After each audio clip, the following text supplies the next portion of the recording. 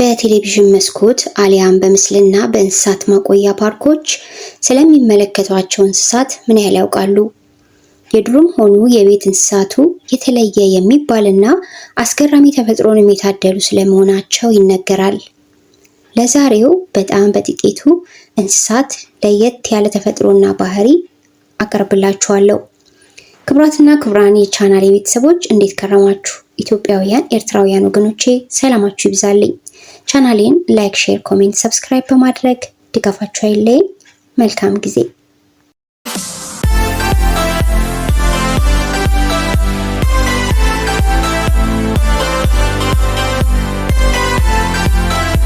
ድመት በአንደኛው ጆሮዋ ብቻ 32 ጡንቻዎች አሏት።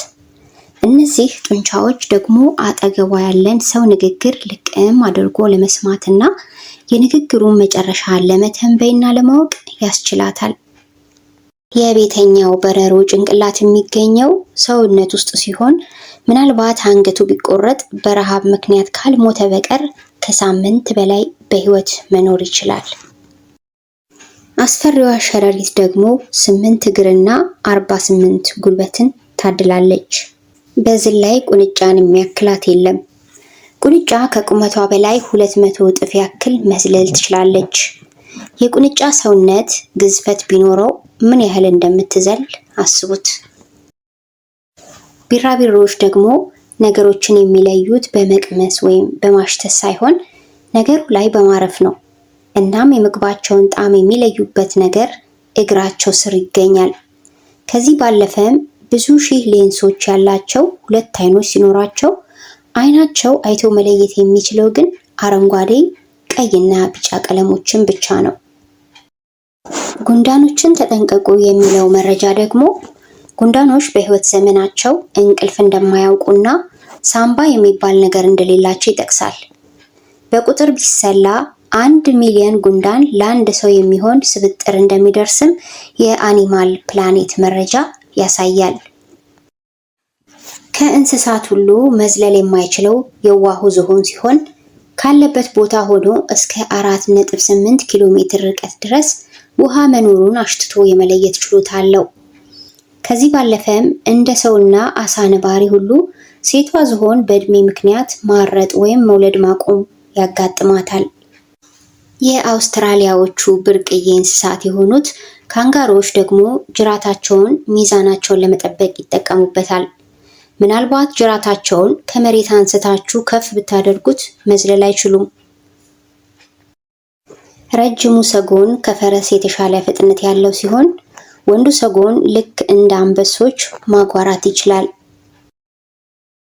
ፔንጎዎች ደግሞ ውሃ አጣጫቸውን የሚመርጡት ልስልስ ያለውን ጥቁር የባህር ድንጋይ እያነሱ ለሴቷ በመደልደል ይሆናል። የተሻለና ንጹህ ድንጋይ ሳይሰለች ካቀረበም የሴቷ ቀጣይ አጋር መሆኑ ይረጋገጥለታል። የቀጭኔ ምላስ እጅግ ረጅም ሲሆን ካስፈለጋ ሳትዟዟር ጆሮውን በምላሷ ማጽዳት የምትችልበት ያክል ርዝማኔ ያለው። ከዚህ ባለፈም ልክ እንደ ሰው ልጅ ሁሉ ቀጭኔዎች 7 የአንገት ላይ አጥንት ታድለዋል። ትልቁ ነጭ ሻርክ በመባል የሚታወቀው የሻርክ ዝርያ ደግሞ 300 የሰሉ ጥርሶችን ታድሏል። እነዚህ አደገኛ ጥርሶቹ ደግሞ በየ8 ቀኑ የሚተኩ ሲሆን ያለምንም ምግብ እስከ 3 ወራት በሕይወት የመቆየት ችሎታ አለው። በምድር ንፍቀ ክበብ የሚገኙት እና ፖላር ቢር በመባል የሚጠሩት ድቦች በተፈጥሮ ግራኝ ናቸው። እንቁራሪት አይኗን ከፍታ ትተኛለች። እነርሱም ማታለልም ሆነ ሳያስቡት መያዝና መስረቅ ግን ከባድ ነው። ምክንያቱም አይናቸው በሁሉም አቅጣጫ እንደ ልብ ማየት ያስችላቸዋልና። አርማዲሎ በመባል የሚጠራውና ተጣጣፊ አጥንት ያለው አነስተኛ የዱር አውሬ 80% ያክል ሕይወቱን በእንቅልፍ ያሳልፋል። እባብ ደግሞ መርዝ የሚረጭበትን ጥርሱን ቢነቀል አይገደውም። ምክንያቱም ሌሎች 7 ተቀያሪ ጥርሶች አሉትና።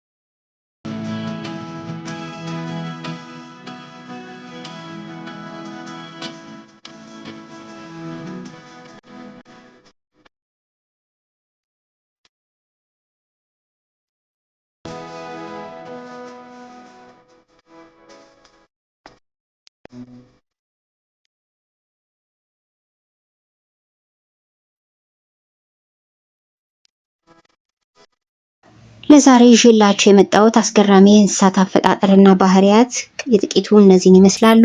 በሌላ ቪዲዮ እስከምንገናኝ መልካም ጊዜ ተመኘውላችሁ።